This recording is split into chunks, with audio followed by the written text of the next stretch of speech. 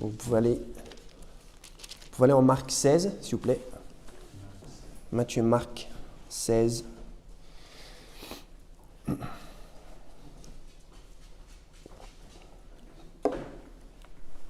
Marc 16, je vais lire la fin du chapitre. À partir du verset 17. Suivez silencieusement. Ok. Et voici les miracles qui accompagneront ceux qui auront cru. Ils chasseront les démons en mon nom. Ils parleront de nouvelles langues. Ils saisiront les serpents.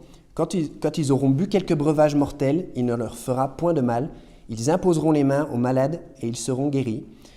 Le Seigneur, après leur avoir parlé, fut élevé au ciel et il s'assit à la droite de Dieu. Et eux, étant partis, prêchèrent partout, le Seigneur opérant avec eux et confirmant la parole par les miracles qui l'accompagnaient. On va prier.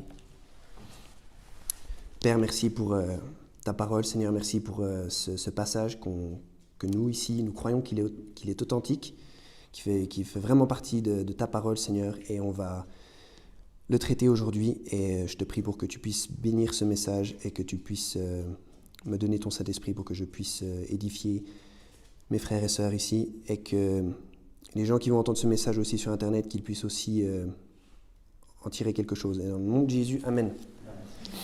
Ok, alors la partie du passage sur laquelle je voudrais me concentrer, en fait, c'est la fin du verset 17. Donc, il y a marqué « Ils parleront de nouvelles langues ». Donc, le titre de mon message aujourd'hui, c'est « Langue étrangère appliquée ». Langue étrangère appliquée. Et, en fait, j'aimerais parler de ce faux mouvement qui est aberrant et qui est un véritable cancer dans la chrétienté évangélique. C'est le mouvement charismatique. Alors, c'est le premier sermon peut-être une série de sermons que j'aimerais faire sur le mouvement charismatique. Si on me redonne la parole, on verra si tout se passe bien. Parce qu'il y a vraiment tant à dire. C'est vraiment un mouvement qui... C'est pas une bagatelle, ce mouvement. La raison pour laquelle je voudrais prêcher sur plusieurs de leurs fausses doctrines, c'est parce que, en fait, ce mouvement, actuellement, c'est un mouvement qui domine très largement le paysage évangélique dans le monde, en fait. Et il y a entre 500 et 750 millions de gens qui se réclament de ce mouvement. Donc, mouvement charismatique, pentecôtiste, je vais utiliser ces termes de manière interchangeable, en fait. Pentecôtiste, c'est, on va dire, la dénomination, et le mouvement charismatique, c'est plus leur pratique, on va dire. Et donc, avant de parler spécifiquement du parler en langue, voilà, parce que c'est le thème de mon sermon, au passage, le parler en langue, ce n'est pas une expression qui est trouvée dans la Osterwald. C'est une expression qu'on va trouver dans des Bibles qui sont très pentecôtisantes, comme des Bibles comme la Second, la Summer. Ça, c'est leur Bible de choix, en général, le pentecôtiste. Mais dans la Osterwald, on n'a jamais cette expression trouvée. On n'a jamais trouvé parler en langue. On a parlé diverses langues, on a parlé des nouvelles langues, comme on vient de lire, on a parlé des langues étrangères, on a parlé d'une langue inconnue, mais jamais l'expression parler en langue. Okay? Et quand bien même, il y aurait marqué parler en langue, cette doctrine pourrait être quand même prouvée fausse avec un texte qui utilise cette expression. Donc, dans la King James non plus, il n'y a jamais écrit « speaking in tongues » ou quelque chose qui s'approche. C'est toujours parler des langues, parler une langue. Et dans la Bible, je sais pas de ça que je parle aujourd'hui, mais on va le voir dans les mentions que je vais utiliser, c'est que le mot « langue », c'est toujours un langage qui est parlé par des gens, qui est parlé et compris par des gens, ou la langue qu'on a dans la bouche. Voilà, très simplement. Donc, je vais commencer par une remarque générale sur le mouvement pentecôtiste, charismatique, et puis après, je vais être spécifique par rapport au parler en langue et pourquoi c'est faux. Donc, comme j'ai dit, c'est un grand mouvement, et de par mon expérience et les recherches que j'ai faites, ça fait maintenant quelques années que je vis la vie chrétienne, et je suis passé par des églises, pas par des églises, heureusement, mais par une église pentecôtiste.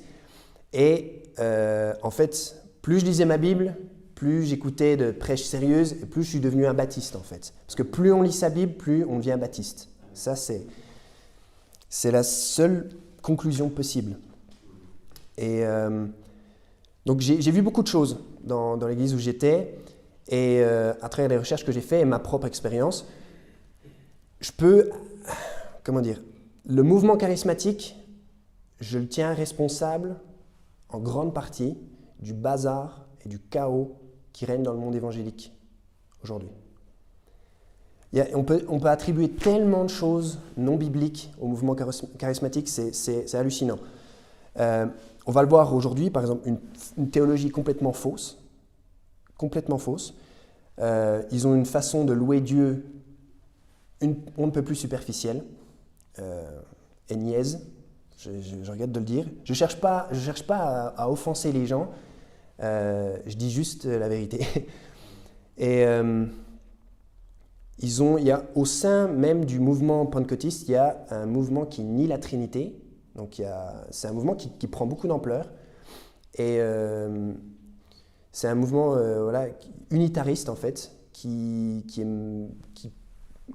enseigne un certain modalisme, comme quoi Jésus est le Père. Il n'y a pas de Trinité en fait.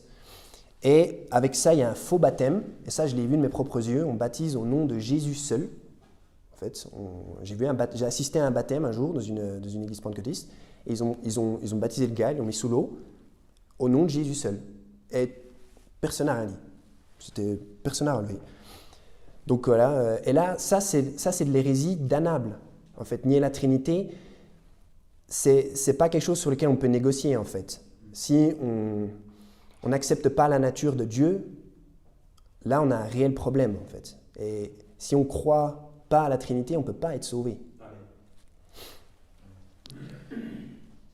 Ce que aussi on peut attribuer au mouvement charismatique, c'est l'orgueil, énormément d'orgueil. Il y a énormément d'orgueil et orgueil au sens égo du thème, vraiment. C'est des gens qui sont très arrogants, qui se sentent souvent plus spirituels que les autres. Par exemple, ils disent qu'ils n'ont pas besoin de faire de l'évangélisation parce qu'ils ont un culte personnel tous les jours, et ça suffit en fait. On entend des choses comme ça. Et d'une manière générale, dans ce mouvement, ce qu'il y a, c'est une mise en avant de la personnalité des gens,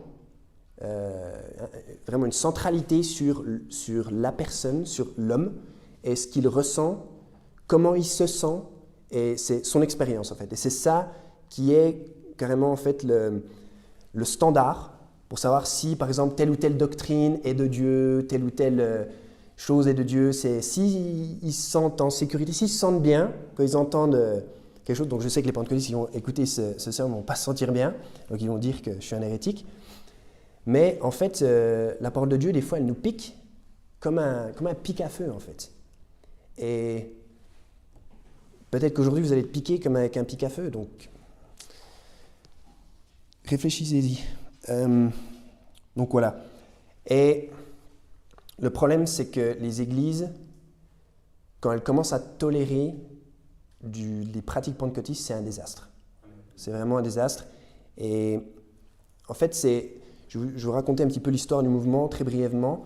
C'est un mouvement parce que je n'ai même pas défini ce qu'il croit concrètement, c'est qu'au tournant du XXe siècle, il y aurait eu un grand réveil et Dieu, en fait, aurait rétabli les offices apostatiques et les dons miraculeux. En fait, voilà, toutes ces choses, ces manifestations qu'on voit dans les actes, qu'on voit dans le Nouveau Testament, seraient revenues.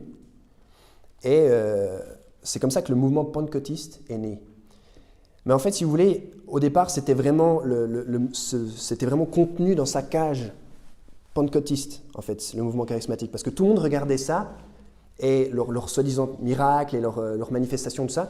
Et c'est tellement historiquement, normativement, scripturalement faux, que toute la chrétienté, qu'on soit, qu'on soit grec orthodoxe jusqu'à nous, et tout ce qu'il y a entre, tout le monde les regardait en disant « ils sont fous, quoi ». Personne n'a jamais cru qu'aujourd'hui il y avait des apôtres qui pouvaient ressusciter des gens, etc. en fait. Parce que, en fait, on a la parole.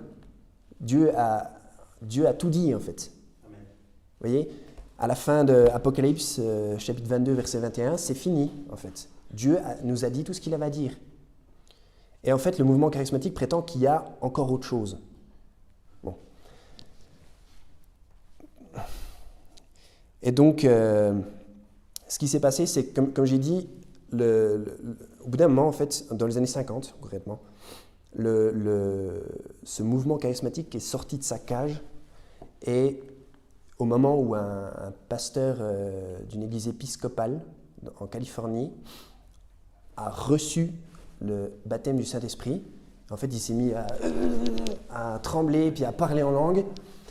Et quand les gens ont vu ça, ils se sont dit, waouh, c'est peut-être vrai, quoi. Et vu que c'est une dénomination plus mainstream et beaucoup plus populaire, on va dire, que le pentecôtisme à l'époque, parce que le pentecôtisme n'était vraiment pas populaire, quoi. Parce que les gars, en fait, ils parlaient en langue et tout ça. Donc, parler en langue, concrètement, c'est parler de manière extatique et faire des bruits avec sa bouche que soi-même, on ne comprend pas. Et en fait, tout le monde disait, ouais, ils sont fous. Ils disaient, non, non, non. En fait, ils parlent chinois. Donc, au début du XXe siècle, ils parlent chinois, en fait. Et ils ont envoyé des milliers de missionnaires en Chine en disant, non, mais ils n'ont même pas besoin d'apprendre le chinois parce que vous verrez, ils vont pouvoir parler la langue là-bas de manière super naturelle. Ils sont arrivés en Chine et ils ont montré ce que c'était la chrétienté aux Chinois. Et voilà, et j'ai fait des recherches et le mouvement pentecôtiste, c'est rempli d'anecdotes toutes plus pathétiques les unes que les autres. Vraiment,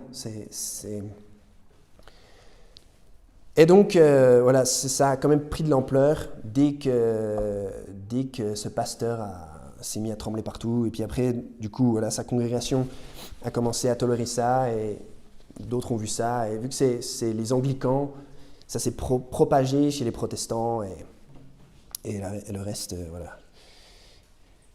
Et on en est là aujourd'hui, quoi. Je suis obligé de prêcher là-dessus. Et donc... Comme j'ai dit, en fait, c'est un mouvement qui contamine même les églises, par exemple, baptistes. J'étais en France dans une église baptiste, et alors que c'est marrant parce qu'il y a une ADD de l'autre côté de la rue, bien plus grande, où on ne fait pas les choses que font les baptistes qui embêtent les pentecôtistes. Mais ils vont pas. Ils doivent aller dans une église baptiste pour imposer leur façon de faire. Et en fait, petit à petit, ce qui se passe, c'est que quand c'est une église morte, elle se fait attaquer, puis c'est comme un cancer. Et petit à petit, il n'y avait déjà pas d'évangélisation, mais les choses s'empirent. On va varier les recueils, on va arrêter de chanter juste « À toi la gloire », on va se mettre debout, puis après on va lever les mains, puis après on va danser un peu, et puis après on va amener une batterie, puis après on va amener une guitare électrique, et puis après on va faire… la louange va durer de plus en plus longtemps, vous voyez ? Et c'est un désastre en fait, parce que c'est un mouvement, il faut savoir, qui je parlais d'orgueil tout à l'heure, c'est un mouvement qui exige d'être toléré et d'être accepté dans les églises et qui s'impose par la force. Et ce qui est vraiment dramatique, c'est que ce mouvement, malheureusement, ça me met vraiment hors de moi, ça a redéfini en fait l'image du monde évangélique dans la tête des gens. Et même moi, je me méfiais. J'avais plus confiance en l'Église catholique quand j'ai été sauvé. Je ne vais pas en parler de ça, mais je savais pas. En fait, j'ignorais le monde évangélique. Je savais qu'il y avait des protestants, mais je me disais ça, c'est dans le nord de l'Europe et en Allemagne, pas vers chez moi. Donc, je suis allé à l'Église catholique. Bon, j'ai pas pu rester bien longtemps parce que j'y croyais pas, mais je connaissais un petit peu les églises évangéliques. Mais pour moi, les évangéliques, c'était les compilations que j'avais vues sur YouTube, avec les gens qui se roulent par terre et qui hurlent, et c'est le cirque Pinder, quoi. Tu vois ? Et moi, je me méfiais, quoi. Je me méfiais, j'étais là, pour moi, c'est de la folie, quoi. Et ça, en fait, les gens, ils pensent à ça quand on dit évangélique. Moi, tout le temps, je suis obligé de dire aux gens que je ne suis pas un pentecôtiste. Je leur dis, je suis baptiste, ils ne savent pas ce que c'est, mais je leur dis, je ne vais pas dans les églises où il y a tout le monde qui crie et il y a du rock et tout, voilà. Et je suis obligé de toujours préciser ça, quoi. Ça, ça me fait vraiment bouillir le sang. Et c'est très destructeur, ce mouvement pour les gens, parce qu'en fait, c'est un mouvement qui promet des guérisons, des conversions, qui promet littéralement monts et miracles, et ça ne peut pas tenir ses promesses. Et du coup, les gens qui entrent dans ce mouvement ne cherchant pas la vérité, mais cherchant justement un Jésus qui fait du bien, la porte ouverte de Mulhouse et toutes ces bêtises. Les gens qui vont là-dedans, en fait, on leur promet des choses et ça ne se passe pas. Et en fait, la personne, leur proche va mourir du cancer, et il n'y aura pas de guérison miraculeuse. Et les gens, en fait, sortent de ce mouvement-là et ils ont vraiment beaucoup d'amertume, en fait, envers la chrétienté. Parce qu'après, c'est toujours Jésus sur qui on met la faute. Vous voyez, parce qu'ils promettent des choses. Après, ils disent aux gens, « Ouais, mais vous n'avez pas assez de foi. » Puis les gens, en fait, ils se disent, « Ah ben, qu'est-ce que c'est que ce Dieu, quoi ?» Et voilà, ils traînent la réputation de la chrétienté dans la boue. Ils promettent des choses à des gens qui ne se passent pas. Et du coup, c'est Jésus et sa réputation qui en pâtit. Et la vraie chrétienté. Et moi, j'ai été vraiment très méfiant à l'égard des églises. Et je suis allé dans une église pentecôtiste. Et puis, voilà, quoi, c'était le bazar que j'imaginais. Et voilà, j'ai pas été déçu, on va dire. Et donc, non. En fait, ce que la Bible enseigne, et ce que nous on croit, c'est que Dieu est cessationniste. En fait, que ses dons miraculeux et ses offices, le fait d'être apôtre, ça c'est fini. C'est fini. Aujourd'hui, on a quelque chose de mieux que l'apôtre Paul en chair et en os avec nous. On a la parole de Dieu. On l'a en entière avec nous. On peut l'avoir comme ça, dans toutes les langues qu'on veut. Et c'est bien plus sûr que ce qui se passe dans les actes ou dans cette ambiance-là, en fait. Nous, on a la parole maintenant. Donc, voilà, pour mettre le contexte. En fait, si je prêche sur ce mouvement charismatique, c'est parce que, en fait, les charismatiques ne sont pas sauvés, en fait. Les pentecôtistes ne sont pas sauvés. Si vous parlez avec les pentecôtistes, en fait, ils pensent tous qu'on peut perdre son salut. Ça, c'est le dénominateur commun. On n'est pas obligé de parler en langue avec eux, on n'est pas obligé de faire tout ça, mais il faut vraiment croire que le salut n'est pas éternel. Or, la Bible est très très claire là-dessus. Si on va en 1 Jean, je vais juste dire ça, c'est important parce que peut-être des pentecôtistes vont écouter ce message. 1 Jean 5, 9.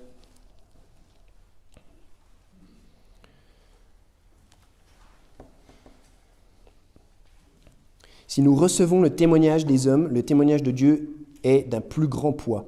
Or, c'est là le témoignage que Dieu a rendu de son Fils. Celui qui croit au Fils de Dieu a le témoignage de Dieu en lui-même. Celui qui ne croit point Dieu le fait menteur, puisqu'il n'a pas cru au témoignage que Dieu a rendu de son Fils. Et voici le témoignage, c'est que Dieu nous a donné la vie éternelle, et cette vie est dans son Fils. Là, c'est très clair qu'en fait, Dieu nous a donné la vie éternelle, et il faut croire que Dieu nous a donné la vie éternelle pour être sauvé. Et la vie éternelle, ça veut dire éternelle. Éternelle, ça ne veut pas dire temporaire. Donc, si on ne croit pas que Dieu nous a donné la vie éternelle, c'est marqué là noir sur blanc, on fait de Dieu un menteur. Parce qu'on n'a pas cru au témoignage qu'il a rendu de son Fils. Donc, si on ne croit pas à l'assurance du croyant, l'assurance éternelle du croyant, on n'est pas sauvé. Et si on va en Romains, ils aiment beaucoup être dans l'esprit et tout ça, mais on peut savoir qu'on est sauvé, chers pentecôtistes. En Romains 8, 16. Romains 8, 16. Romains 8, verset 16. Mon chapitre préféré de la Bible. On va lire le verset 15 aussi, parce qu'il est beau. « Car vous n'avez point reçu un esprit de servitude pour être encore dans la crainte. » Vous voyez, on n'est pas dans la crainte si on est en Christ, en fait. On n'a point reçu un esprit de servitude pour être encore dans la crainte, mais vous avez reçu un esprit d'adoption par lequel nous crions « Abba, Père ». Car l'Esprit lui-même rend témoignage à notre esprit que nous sommes enfants de Dieu. En fait, on est sauvé pour savoir qu'on est sauvé. On n'est pas sauvé pour croire on est sauvé pour le moment, mais si on ne continue pas la vie chrétienne, on ne sait pas ce qui va se passer dans 10-15 ans. Or, c'est faux, puisqu'on peut savoir qu'on est sauvé, en fait. Et la Bible, est très très clair que c'est celui qui croit en Christ qui est sauvé. Donc, si on va en Actes 16, on ne va pas lire ça, mais que faut-il que je fasse pour être sauvé? Il dit crois au Seigneur Jésus-Christ et tu seras sauvé. Vous voyez, il y a deux types de gens sur terre. Il y a ceux qui croient et il y a ceux qui font de Dieu un menteur. Et ceux qui croient, ils ont la vie éternelle, ils la reçoivent comme un don et ils savent, parce que l'Esprit de Dieu témoigne avec notre esprit que nous avons la vie éternelle. Donc la distinction se fait avec la croyance. Si on n'est pas sauvé ou sauvé, c'est par la croyance.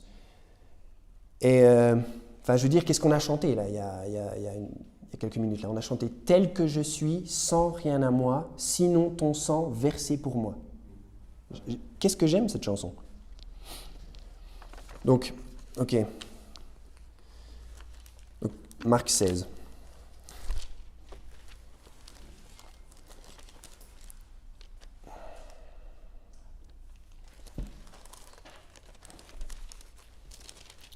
Donc Marc 16, ça va être le socle du sermon, parce que c'est un passage qu'ils utilisent pour en fait défendre cette idée que ceux qui auront cru, normalement, parce qu'en fait ils lisent, verset 17, ils disent « Voici les miracles qui accompagneront ceux qui auront cru ». Donc il y a toute une liste de choses que normalement ceux qui auront cru vont faire. Et donc en fait ils disent « Voilà, vous voyez, si on a vraiment cru, on va être capable de faire ça ». Or, en fait, ce qui est marrant avec les pentecôtistes, c'est qu'ils peuvent tous parler en langue, donc ils peuvent tous faire des bruits avec leur bouche, parce que ça, en fait, c'est facile de faire semblant comme ça. Vous voyez? Mais normalement, en fait, si on allait dans leur sens, et le texte n'enseigne pas ça, mais si on allait dans leur sens, en fait, non seulement ils devraient être capables de parler des langues, enfin de nouvelles langues, de manière miraculeusement, mais ils devraient être capables de chasser des démons. Bon, ça, j'ai déjà entendu qu'il y en a qui prétendent le faire, mais ils devraient pouvoir saisir des serpents, ils devraient pouvoir boire des breuvages mortels et pas mourir, et puis guérir des malades. Donc en fait, moi, j'ai beaucoup vu les pentecôtistes avoir comme des chocs épileptiques, mais ce que j'aimerais bien voir, en fait, j'aimerais bien voir, je ne sais pas moi, et ne le faites pas, si vous entendez, je décline toute responsabilité, mais pourquoi est-ce que vous ne buvez pas, par exemple, un verre de liquide de refroidissement pour moteur? Et puis après, vous passez une bonne journée. Vous voyez? Ou alors pourquoi, encore plus utile, ne faites pas ça. Pourquoi est-ce que je ne vois pas tous les pentecôtistes aller dans un hôpital et puis soigner les gens qui ont la mucoviscidose? Ça, ce serait sympa. Ce serait sympa à faire. Mais vous savez pourquoi ils ne le font pas? Parce qu'ils ne peuvent pas le faire. Parce qu'en fait, leur mouvement, c'est une charlatanerie, en fait. Et ce n'est pas du tout ce que le texte enseigne, en fait. Là, le Seigneur Jésus, là, c'est quand même ses derniers mots après sa mort. On parle souvent des dernières paroles de quelqu'un avant sa mort. Là, c'est les dernières paroles de quelqu'un après sa mort. Okay? Donc, c'est très, très important. Et là, il parle à qui? Il parle à ses amis, il parle à ses disciples. Il parle à ses disciples qu'il va envoyer. Il les envoie, en fait. Il leur dit « Allez par tout le monde, verset 15, prêchez l'évangile à toute créature. » Et là, en fait, Jésus, il est ressuscité, il faut aller répandre la nouvelle. Donc, en fait, le Seigneur va équiper les apôtres, en fait, avec certains dons pour que ça puisse confirmer la parole qu'ils vont prêcher. En fait, là, le Seigneur s'en va, il va ascendre, et en fait, Dieu veut que le Nouveau Testament commence là, en fait. Et c'est quoi après Marc? Après Marc 16, c'est quoi? Dites pas Luc. C'est quoi après Marc? C'est les actes. Vous voyez? Là, il faut répandre la nouvelle, en fait. Il faut aller prêcher à tout le monde que le Christ est ressuscité. Et donc, on voit que ces miracles, en fait, se produisent dans Actes. On voit, par exemple, parler des langues. On va le voir tout de suite en Acte 2. Ça a eu lieu, en fait, toute cette prophétie de Jésus, là, s'accomplit dans les semaines, les mois, les années à venir. On voit plein de guérisons dans les actes. On voit même que en acte 28, Paul est mordu par un serpent et il n'est pas mort. Et voilà, il y a plein d'exorcismes qui ont lieu, plein de... Voilà. de délivrance de démoniaques qui ont lieu aussi dans les actes. Donc on voit que tout ça, c'est accompli juste après. Et surtout, au verset 20, c'est là qu'il faut bien lire. Et eux, là, c'est pas tout le monde, c'est pas tous les gens qui auront cru, c'est pas Tristan, c'est pas frère Arthur, c'est eux étant partis, prêchèrent partout, le Seigneur opérant avec eux et confirmant la parole par les miracles qui l'accompagnaient. C'est simple en fait, ces dons sont pour un groupe de gens bien spécifiques et c'est pour confirmer la parole qu'ils vont prêcher. Dieu veut que le Nouveau Testament commence de manière grandiose. Et on va aller en acte 2, s'il vous plaît. Donc,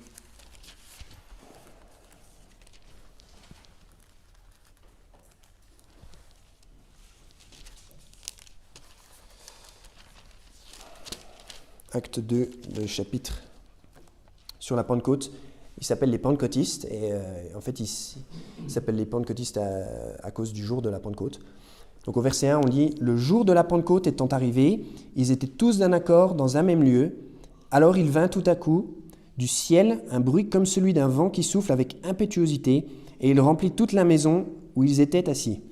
Et il leur apparut des langues séparées comme de feu, qui se posèrent sur chacun d'eux. » Ok. Donc, là, il y a 120 personnes, on dit au chapitre 1. Donc, au passage, il n'y a que 120 personnes. Et en fait, les pentecôtistes, souvent, ils critiquent ce qu'on fait, nous, l'évangélisme qu'on fait. Parce qu'ils disent, oui, mais vous ne faites pas de disciples, ça ne sert à rien. C'est pour ça que personne n'évangélise, parce que c'est trop dur de faire des disciples. Ok. Alors, en fait, là, il n'y a que 120 personnes. Mais où sont les multitudes que Jésus... Les multitudes qui entendirent Jésus et qui crurent en lui? Ils sont où? Hein, Jésus, tu ne sais pas faire des disciples? Vous voyez? Non, là, il n'y a que 120 personnes. Et Dieu va utiliser ces 120 personnes qui sont là, qui sont présentes, qui sont prêts à faire le travail du Seigneur, et va les utiliser d'une manière puissante.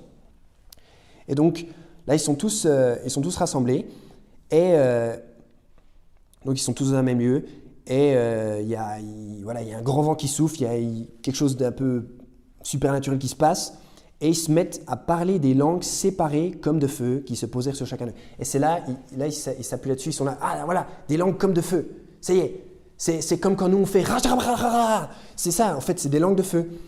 En fait, non, c'est des langues séparées comme de feu. En fait, comment dire?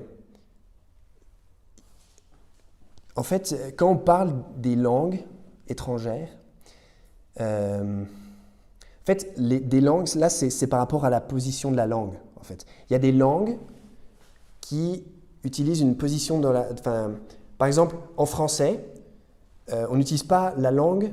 Là, je parle de l'organe dans la bouche. On n'utilise pas de la même manière que quand on parle anglais. Par exemple, il y a une consonne, il y a un son qu'on fait en anglais qu'on n'a pas en français. C'est le TH, okay, le son TH. Donc quand on fait ce son, en fait, la langue, elle sort un peu. On la place sous les incisives et elle sort un petit peu. Voyez?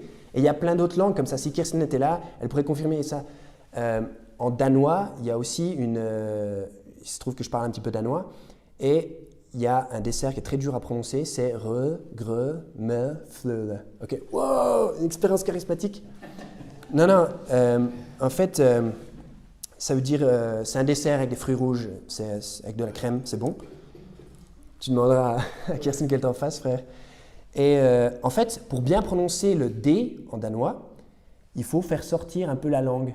Et moi, on m'avait appris qu'il fallait faire toucher la langue, le bout de la langue, il fallait qu'il touche en fait le doigt, pour bien prononcer, pour dire re, gre, me, fleu.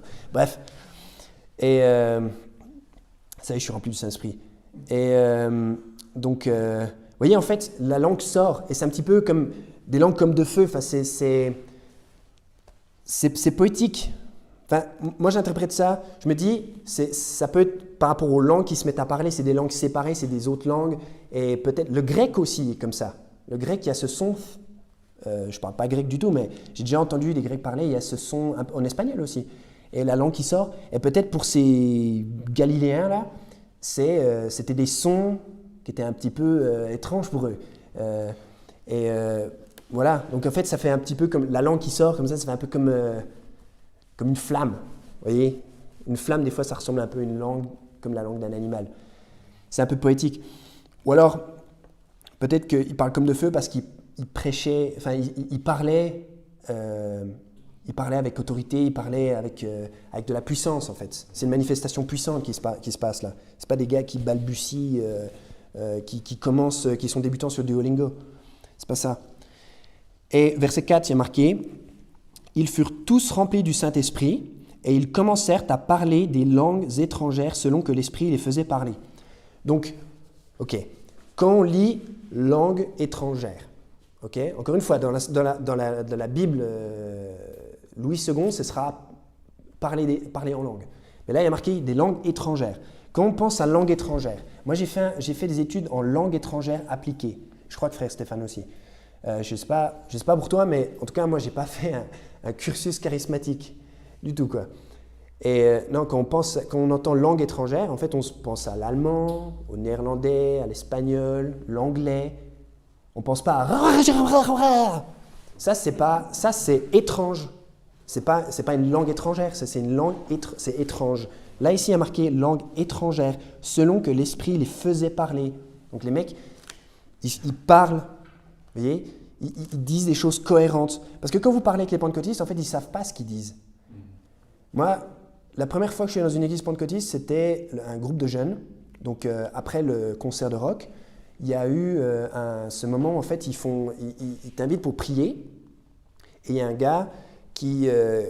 moi, j'y suis allé parce que j'étais naïf, hein, c'est il y a quelques années. Je suis allé pour qu'il prie pour moi. Je me suis dit, bon, c'est gentil. Et j'y vais, et il pose sa main sur moi, et il se met à parler en charabia.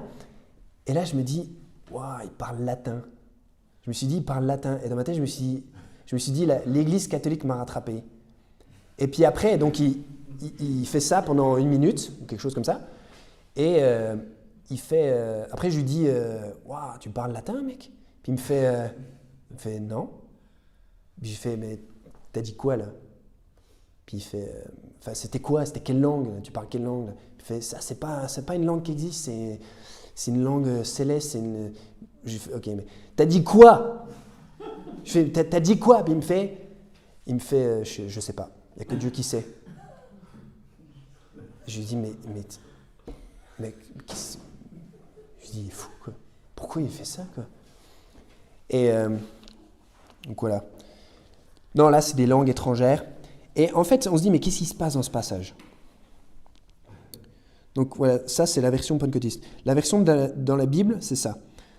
Et là, l'explication, elle vient tout de suite. Verset 5. « Or, il y avait en séjour à Jérusalem des Juifs, hommes pieux de toutes les nations qui sont sous le ciel, et ce bruit ayant eu lieu. » Donc en fait, il y a des Juifs qui sont qui viennent de partout dans le monde. Ils viennent pour ce jour de la Pentecôte, pour cette célébration. Et en fait, Dieu choisit cette occasion pour faire ce miracle, en fait.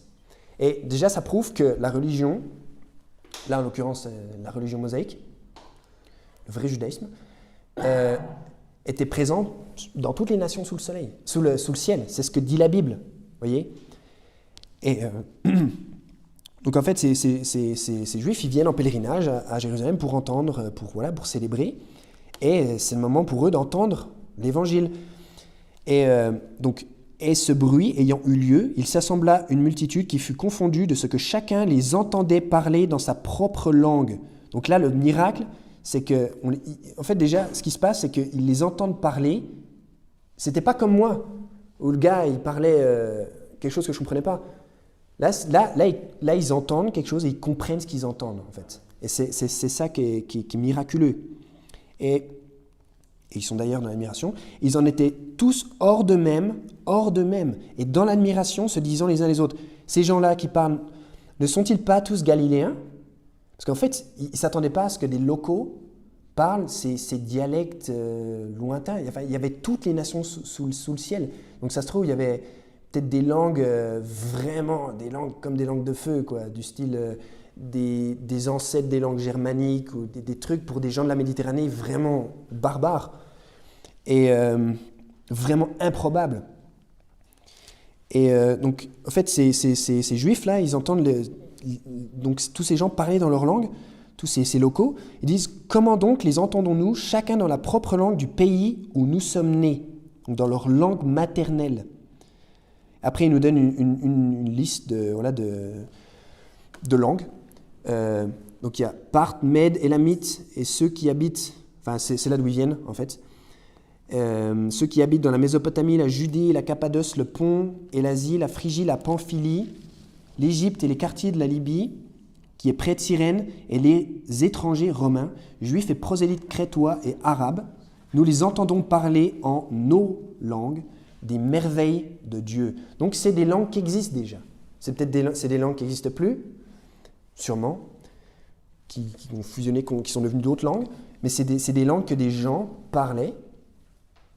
Et ils entendent quoi? Le but ici, c'est que des gens soient sauvés, en fait. Parce qu'ils entendent parler des merveilles de Dieu. Et on est au début des actes, de quelle merveille il s'agit, en fait? Il s'agit de la résurrection du Christ, en fait. Il s'agit de l'Évangile. Ces gens-là, en fait, Dieu permet qu'ils entendent l'Évangile dans leur langue maternelle. Après, ils vont retourner chez eux et ils auront un témoignage vraiment puissant. Ils auront... Je ne sais pas comment expliquer, ça doit être tellement émouvant en fait d'être eux et d'être loin de chez soi et d'entendre l'évangile, déjà cette merveille, et de l'entendre dans sa propre langue. C'est inattendu et c'est merveilleux en fait. Et c'est un passage merveilleux. Et donc le but c'est que des gens soient sauvés en fait. C'est pas que des gens aient une espèce d'expérience où tout le monde est hors de soi et extatique et tout ça quoi. Non. Et ça, c'est ce que pensent les gens qui regardent, en fait. Ils pensent même qu'ils ont bu, en fait. Ils disent, ouais, ils sont bourrés. Et donc voilà, la nouvelle se répand, Jésus est ressuscité. C'est ça, en fait, qui est central dans ce passage. Et on peut aller en Acte 10. Acte 10, il y a un bref passage où là, il se passe... Là, en fait, ce coup-ci, c'est des gentils. C'est les gentils en fait qui reçoivent aussi ce don, qui se mettent aussi à parler en d'autres langues. Verset 45, « Et tous les fidèles circoncis qui étaient venus avec Pierre furent étonnés de ce que le don du Saint-Esprit était aussi répandu sur les gentils, car ils les entendaient parler diverses langues et glorifier Dieu. » Encore une fois, voilà. Ce coup-ci, c'est pas que pour les Juifs, c'est aussi pour les gentils. Et ils se mettent à parler, ils se mettent à évangéliser, à prêcher l'Évangile dans des langues qu'ils ne connaissaient pas, par l'action du Saint-Esprit, confirmant la parole qui les accompagnait. Donc, là, c'est un miracle pour les Juifs, en fait. Acte 19.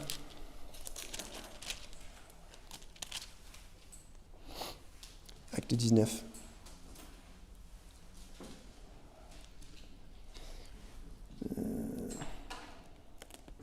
Encore une fois, une mention de ça. Paul prêche, et après que Paul, alors verset 6, après que Paul leur ait imposé les mains, aux gens qui ont écouté la prédication, le Saint-Esprit descendit sur eux, et ils parlaient diverses langues et prophétisaient. Encore une fois, ils parlent des langues, et ils parlent diverses langues, et qu'est-ce qu'ils font? Ils prophétisent. Et la prophétiser, c'est pas, parce que les charismatiques vont dire, ouais, prophétiser, ça veut dire, c'est prédire telle ou telle chose dans l'avenir, en fait. Là, c'est pas de ça qu'on parle. Là, on parle en fait, c'est prophétiser dans le sens prêcher. Vous voyez, quand Paul nous parle de faux prophètes, il nous met en garde contre les faux prophètes. Il nous dit pas les faux prophètes, c'est pas juste quelqu'un qui va faire une fausse prédiction. C'est des gens, d'après Paul, c'est des gens qui prêchent un faux évangile, un évangile qui sauve pas, comme les pentecôtistes, par exemple. Donc voilà, on parle des langues, mais pourquoi? Le but, c'est toujours de sauver des gens.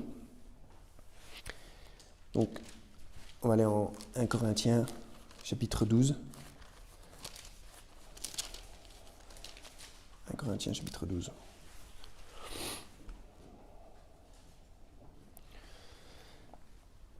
Donc, ça c'est Corinthiens 1 Corinthiens chapitre 12, c'est un passage sur les dons, la diversité des dons. Donc, il y a une diversité de dons, mais il y a un seul Dieu, en fait. Et tout le monde n'a pas tous les dons. Il y a des gens qui ont des dons pour les langues, il y en a qui n'ont pas ces dons-là, en fait. Ici, tout le monde parle anglais, et tout le monde parle des langues étrangères, et je trouve que c'est super d'être dans une congrégation où il y a autant de gens qui sont doués, qui ont vraiment cette capacité de parler de manière efficace dans des langues étrangères. On a des gens qui parlent espagnol, c'est super. Enfin, je veux dire, ici à Genève, quand on est dans la rue, en fait, une personne sur, je sais pas, une personne sur 5, c'est une personne qui ne parle pas français. Donc, il faut être capable de prêcher au moins en anglais. Donc, je suis vraiment reconnaissant d'être parmi vous. Donc, attendez, j'ai perdu mon endroit. Et à la fin, au chapitre 28, au verset 28, pardon, verset 29, il y a marqué « Tous sont-ils apôtres? Tous sont-ils prophètes? Tous sont-ils docteurs ?» Et la réponse à cette question, c'est non. Tous opèrent-ils des miracles? Non. Tous ont-ils le don de guérir? Non. Tous parlent-ils des langues? Non. Tous interprètent-ils? Non. Après, il nous dit « Or, désirez avec ardeur les dons les meilleurs, et je vais vous montrer une voie encore plus excellente. » Paul privilégie le don de prophétiser. Pour lui, c'est ça qui est vraiment important. C'est bien d'avoir le don des langues, mais il dit que prophétiser, c'est-à-dire de prêcher, c'est ça qui est central. Parce que parler des langues, si on ne prêche pas la parole de Dieu, en fait, virtuellement, ça ne sert à rien. Donc, si après on va alors juste après au chapitre 13, au début il y a marqué « Quand je parlerai des langues des hommes, même des anges, si je n'ai point la charité, je suis comme l'airain qui résonne ou comme une cymbale qui retentit. » Et là, en fait, les pentecôtistes, ils prennent ce passage, ils disent, voilà, en fait, ce n'est pas les langues des hommes, on parle aussi les langues des anges. Et les langues des anges, c'est et tous ces trucs. Et en fait, c'est simplement pas vrai, en fait, parce que les anges, ils parlent les mêmes langues que nous, dans la Bible en tout cas. Je ne sais pas quels anges ils rencontrent, mais en tout cas, les anges de la Bible, ils parlent les mêmes langues que nous. Quand il y a des anges qui se présentent à Lot, dans la Genèse, ils communiquent dans une langue et ils se comprennent parfaitement. Et personne n'est en train de rouler par terre. Enfin, c'est plus, à mon avis, les habitants de Sodome et Gomorrhe qui feraient ça. Mais Lot et les anges, ils ont l'air d'être bien. Voilà, Lot les ramène chez lui. Et voilà. Et apparemment, ils communiquent dans une langue, celle de Lot. Et quand Nebuchadnezzar quand il y a des anges qui s'adressent à Nebuchadnezzar, il n'est pas rempli de l'esprit, et puis il comprend bien ce que les anges lui disent. Vous voyez? Donc les anges et les hommes parlent les mêmes langues, en fait.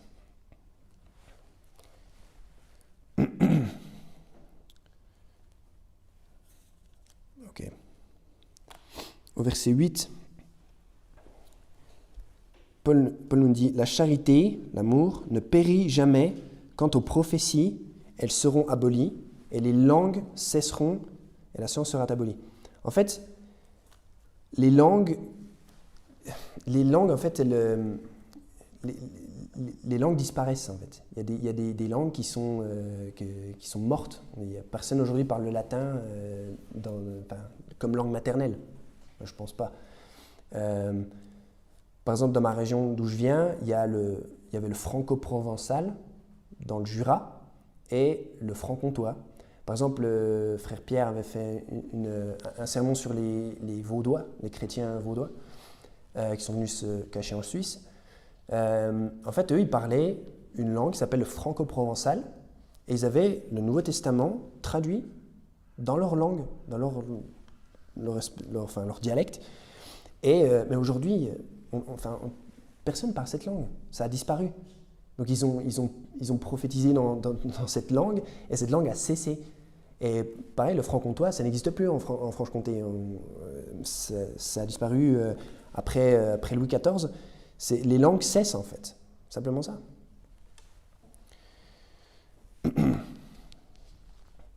Donc après, Paul nous dit, étudiez-vous, au chapitre 14,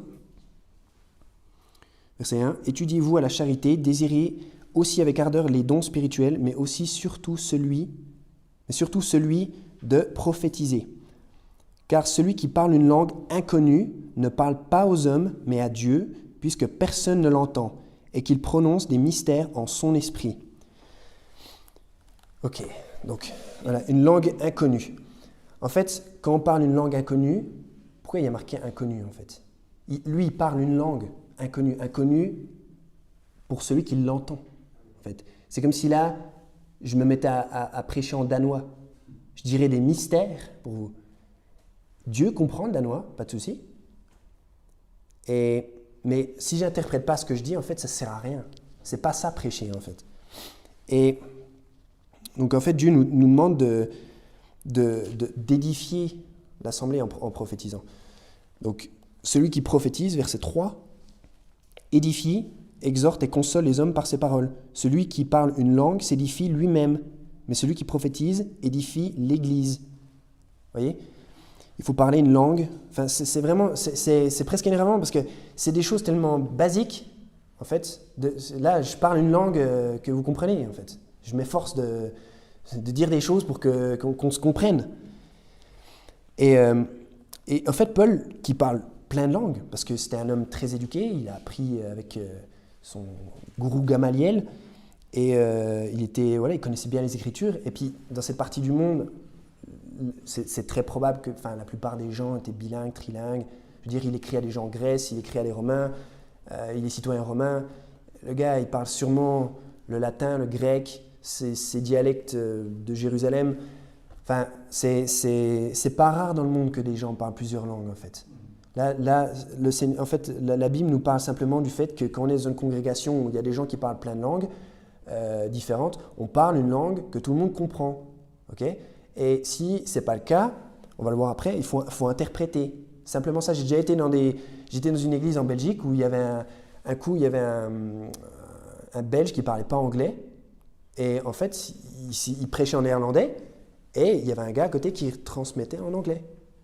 Voilà, vous avez déjà été dans des cultes comme ça, je pense. Enfin, tout le monde. Donc voilà.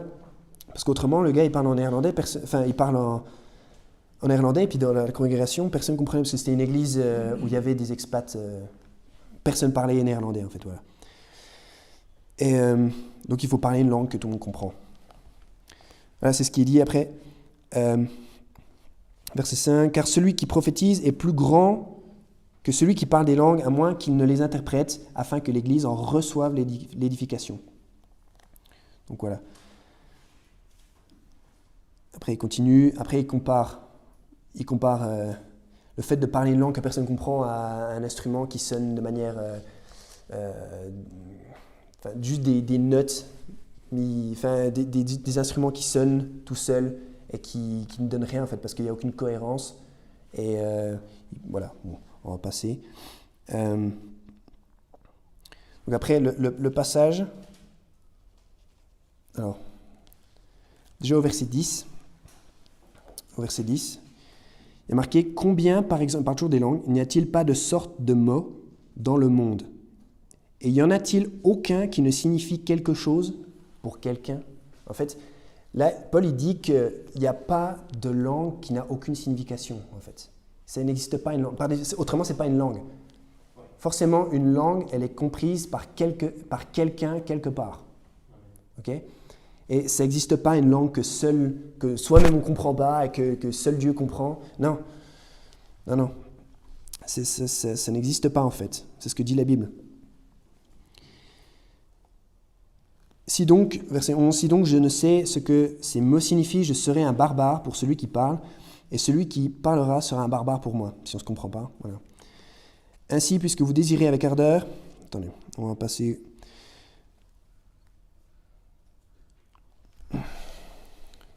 Ok. Verset 14. « Car si je prie dans une langue mon esprit prie, mais mon intelligence est sans fruit. Donc, en fait, ils utilisent ce verset, les pentecôtistes, beaucoup pour dire qu'en fait, ils prient dans l'esprit. En fait, c'est la langue des anges, et ils prient par l'esprit, ils sont connectés avec Dieu, et c'est pour justement ne plus penser. Je ne vois pas quand Dieu nous demande de ne plus penser. Je prierai par l'esprit, mais je prierai aussi... Alors, il dit, en fait, si on prie dans une langue,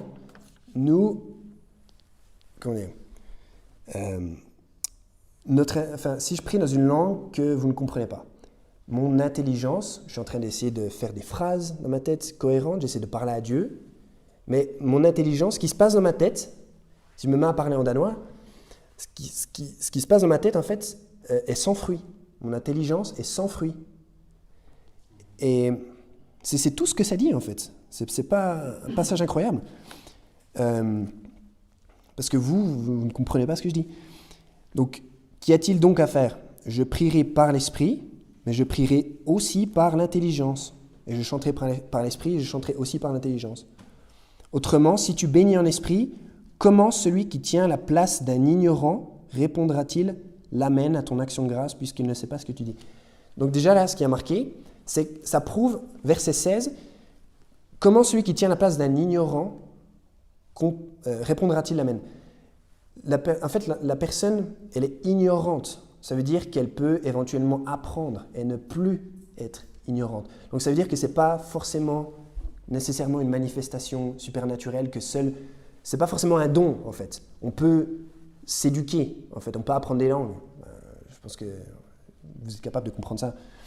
Et donc, en fait, l'idée, c'est simplement de prêcher d'une manière que tout le monde comprenne. C'est simplement ça que... Et voilà, à la fin du chapitre, on va en finir avec ça. En fait, Paul nous dit que toute chose soit faite, que toute chose se fasse avec bienséance et avec ordre. Or, ce n'est pas ce qu'on voit dans les églises pentecôtistes. On voit ni bienséance ni ordre. On voit le cirque, en fait. On voit le chaos. Et quand des gens voient ça, comme je dit tout à l'heure, c'est désastreux parce que des gens comme moi pensaient que le monde évangélique, c'est ça, en fait. Des gens qui crient, qui roulent par terre. Et alors qu'en fait, non, simplement le don des langues existe aujourd'hui. Voilà, il y a des gens qui sont doués pour les langues. Je suis dans une salle avec des gens qui sont doués pour les langues, Dieu merci. Mais Dieu nous demande que toute chose soit faite avec bienséance. On ne va pas prêcher en suisse allemand ici. Personne ne comprend. Il faut interpréter. Il faut interpréter alors. Il faut interpréter. Autrement, ce n'est pas fait corde avec bienséance. Et c'est simplement ça que cette doctrine du parler en langue est non biblique.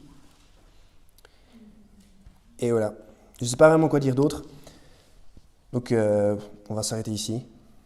Je voudrais prier.